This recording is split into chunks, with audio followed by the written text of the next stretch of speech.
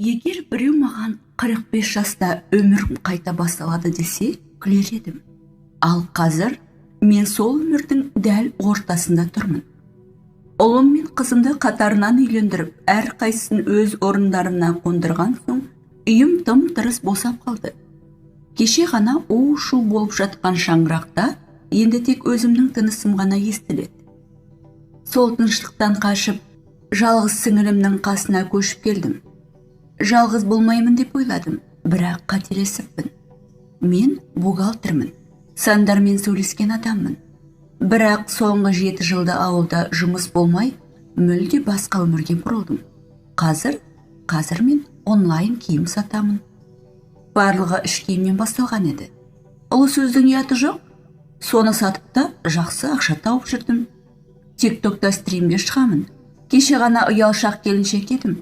Бүгін камера алдында еркін сөйлейтін әйелмін. Өмір мені өзгертіп жатыр. Немесе мен өзімді енді ғана тауып жатқан шығармын. Жасым 45-те. Біреуге кәрімін, біреуге әжемін, ал біреулер үшін әлі шырыны кетпеген тәтті жеміспін. Сіңілімнің үйіне келген алғашқы күндері бәрі жақсы сияқты көрінді. Балалары мені жақсы көрді, үй жылылыққа толы еді. Бірақ бір ғана адам мені қабылдай алмады. Сіңілімнің күйеуі. Ол үндемейтін, бірақ оның көзқарасы бәрін айтып тұратын. Ас ішіп отырсақ үнсіздік. Мен сөйлесем қысқа жауап, ал кейде мүлдем жауап жоқ. Бір күні ол ашық айтты, бізге бөлек тұрғаның дұрыс. Жүрегім шым ете қалды. Себебі сол кезде ақшам алыстау еді пәтер жалдауға. Сіңілім үндемеді. Екі оттың ортасында қалғанын көріп тұрмын. Бірақ оның таңдауы отбасы ғой, ол дұрыс. Мен ренжідім бе? Жоқ, мен барлығын түсіндім.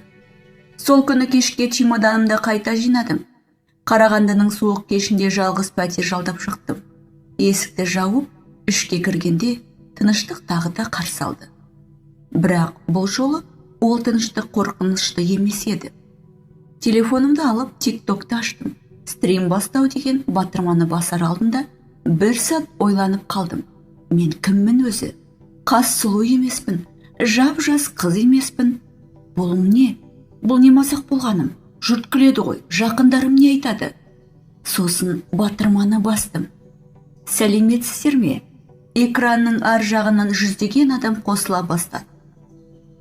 Ер адамдары бар, жас балдары бар, жас қыздар, келіншектер. Барлығымыз бір-бірімізбен тіл табысып, бір аудитория жиналды. Сол сәтте түсіндім, мен жалғыз емеспін.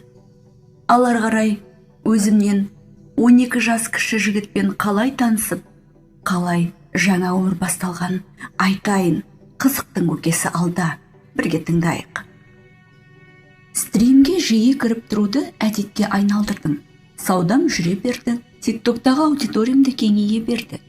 Күнде комментарийге Санжар есімді жас жігіт жаза береді. Сыйлықтар мен реакциялар жібереді.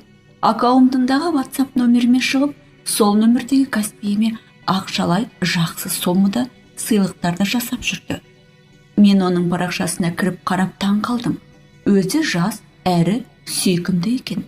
Тіпті ыңғайсыз екен. Мен болсам жасым нешеде, үлкен әйелмін. Мен бұрын сонды өзімнен кіші адаммен араласып, көрмеген, аздап тартынып ұялдым. Бір күні айнаға қарап тұрып, өзіме былай дедім. Жасың 45-те деп кім айтады? Аппақ денелі, бойы ұзын, күтініп қалған, кеудемдегі 2 моншағымды жинақы. Орта бойлы, ернім томпақ, орта жастағы келіншекпін ғой. Кемпір емеспін. Мен бұл жас балаға жауап беремін деп шешім қабылдап, сөйлесіп кеттік. Арада 3 ай қалай зуылдап өтіп кеткенін байқамадым. Бір күні кешкі асқа маған келді. Мен сақа әйелмін ғой. Барлығын білдім. Не боларына дайын болдым. Шыны керек, сол күнді қатты күттім. Әдемі көйлекті киіп, тәттіні жағып, шашып, столды жайнатып, сері жігітімді күтіп алдым.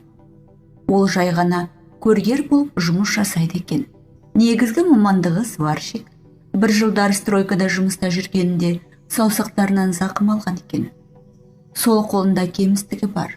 Бірақ Ол адам қатарлы жұмыс жасап, қоғамда өмір сүруіне кедергі емес қой. Өзі ұялшақтау әрі нәзік жігіт екен. Сол күні бір-бірімізді біріктірген пазлдардай жанымызда, тәнімізді жолығып, шөлдеген гүл тамырына дейін суарылып, дәруменге әбден тойдық. Тентегі де зор екен. Тентегін алақаныма салып қысып жан даусын шығардым. Бойында электр тоғы шымырлатып өткендей, ол аспанға қарап дір-дір етіп жатты. Ұлы сөздің ұяты жоқ қой. Бұл өмір шындығы. Мен артық нәрсе жазып жатқан жоқпын. Мен болсам, бөкпей жармай, астарламай айтып отырмын. Міне, қымбаттыларым, адамның биологиялық жасына тұрған ештеме жоқ. Адамның рухани ойы мен айналасындағы жағдайларға дұрыс қарап, сол жайттарды қабылдауында.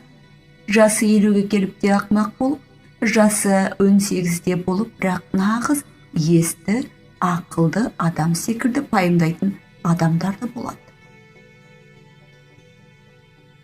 Санжар сол соңғы категорияның адамы.